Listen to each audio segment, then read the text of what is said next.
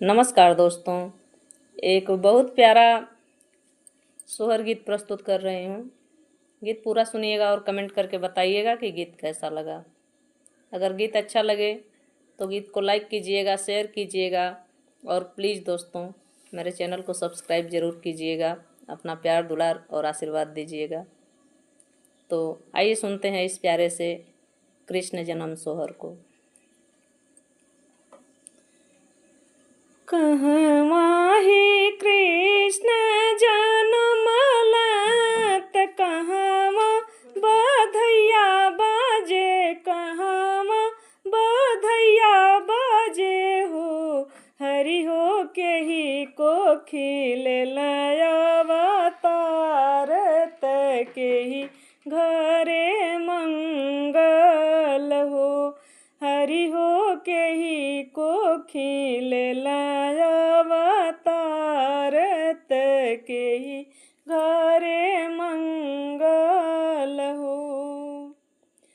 मथुरा में कृष्ण जनमला त गोकुला बधैया बाजे, गोकुला बधैया बाजे हो। हरि हो देवकी को खिलिहल अवतार, जसोदा घर मंगल हो। हरि हो देवकी को खिलिहल अवतार, जसोदा घर सोहर हो। सूतल जसोमती जागेली, नंद के जगावेली, नंद के जगावेली हो। नंद जी ले आई दिया के जलाई, मैं नाथ जी के पाइन हो। नंद ले आई दिया के जलाई, मैं नाथ जी के पाइन हो।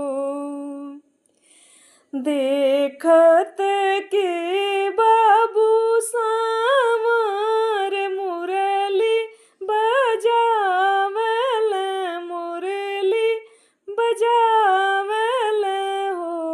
बाबू ठुमुकी ठुमुकी जब नाचे, देखत निक लागेला हो।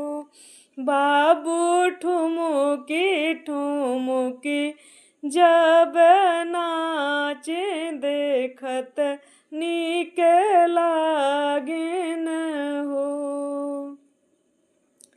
धान्य धान्य उनकर मैया त धान्य बबैया उनकर, धान्य बबैया उनकर हो।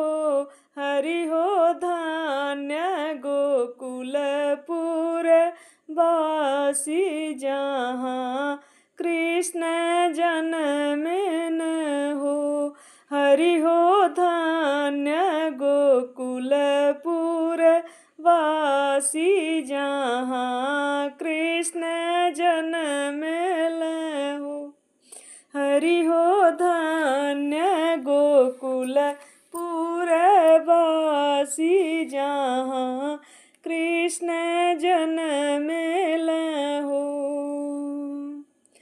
कहवा हे कृष्ण जनमला त कहवा बधैया बाजे, कहवा बधैया बाजे हो।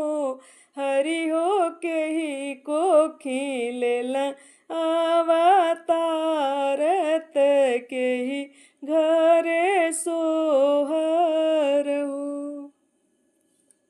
धन्यवाद।